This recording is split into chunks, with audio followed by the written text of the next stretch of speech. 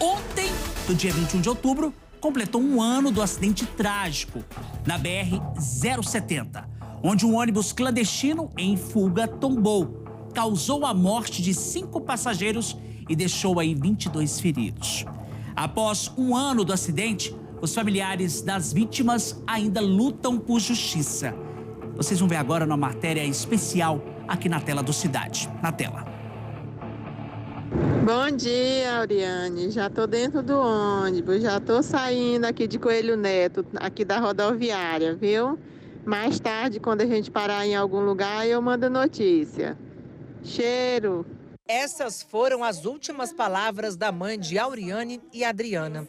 Maria de Deus Fernandes, de 64 anos, estava no ônibus que vinha do estado do Maranhão para Brasília. Ela é uma das vítimas do acidente em que um ônibus clandestino tombou ao tentar fugir da fiscalização. Eu falei com ela agora há pouco, né? Como que aconteceu esse acidente? Aí eu cheguei em casa, liguei a televisão e estava passando realmente na televisão, né? Ao vivo o acidente, e eu falando com minha irmã. Só que a gente achava que minha mãe estava viva, que ela tinha ido para o hospital, que a gente ia, né, conseguir achar ela, a gente imaginava isso. Esses ônibus, eles saem de todas as cidades do Maranhão, todas as cidades. A nossa cidade chama-se Coelho Neto, lá tem uma rodoviária onde esse ônibus sai de lá.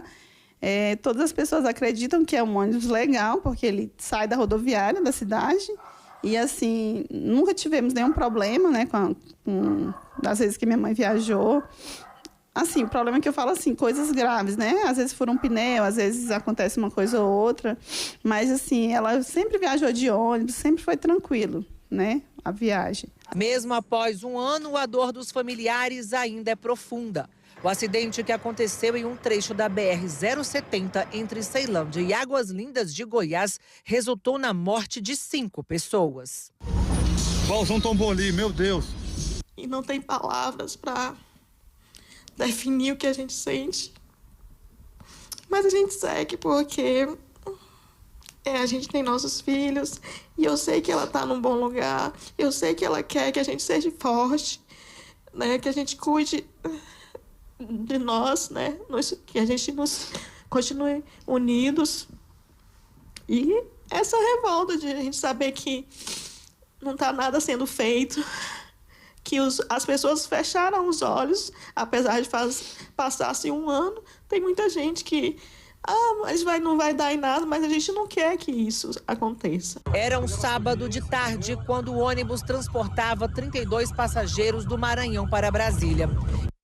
Auriane, tá tudo tranquilo, só o ônibus que vai levar um BO aqui, que a polícia tá escoltando para levar para a rodoviária.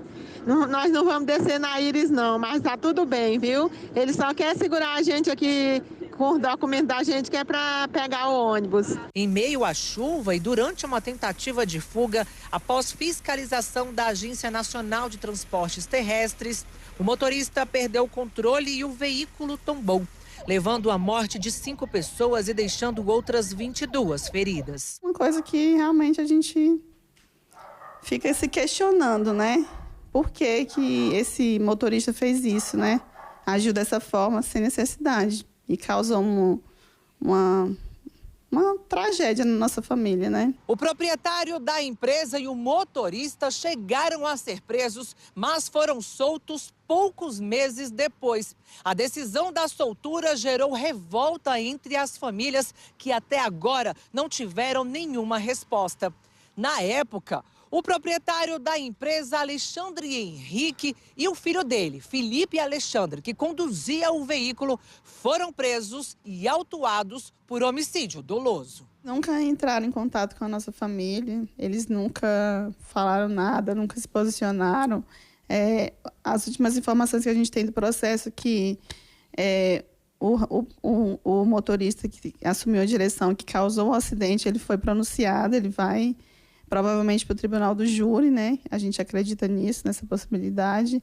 E, segundo informações, o filho, que é o Felipe, ele não foi pronunciado, então provavelmente ele não vai responder. Sinária Gomes também perdeu a mãe no mesmo acidente.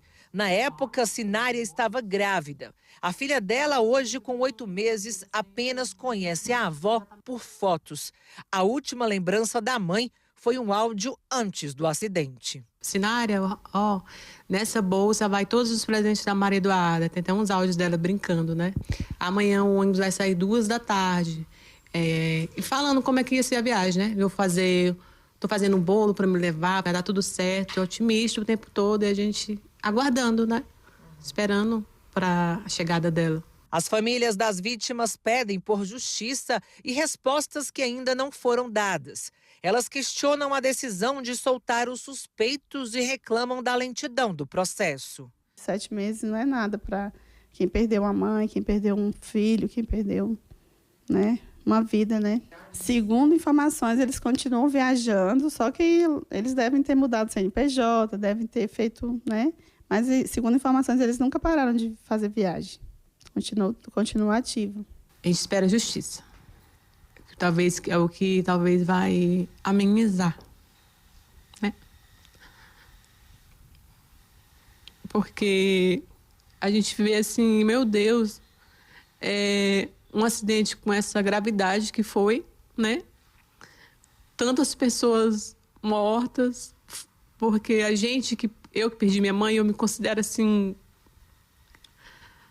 A gente continua porque a gente continua, sabe? Mas quando a gente perde um pedaço nosso, e no período que eu estava, é uma dor assim duplicada. Então a gente pede assim justiça, porque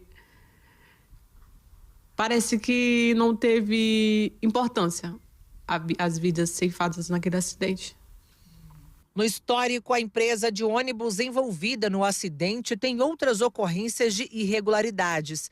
A Iris Tour já havia sido condenada por outro acidente em 2012. A nossa produção tentou entrar em contato com os advogados de defesa, mas ninguém foi localizado. Gente, ao ver essas sonoras aí dessa matéria especial feita pela nossa querida Viviana Lira, é de se emocionar. E é de ter empatia, se pôr no lugar do outro. Só os familiares dessas pessoas que partiram, que sabem da dor, da tristeza de ter um ente querido que não está mais entre eles, como a história dessa mulher, que a avó nem chegou a conhecer a neta. E é triste demais. A gente segue acompanhando esse caso, porque os dois estão aí soltos e a gente com certeza vai atualizando sempre vocês aí de casa.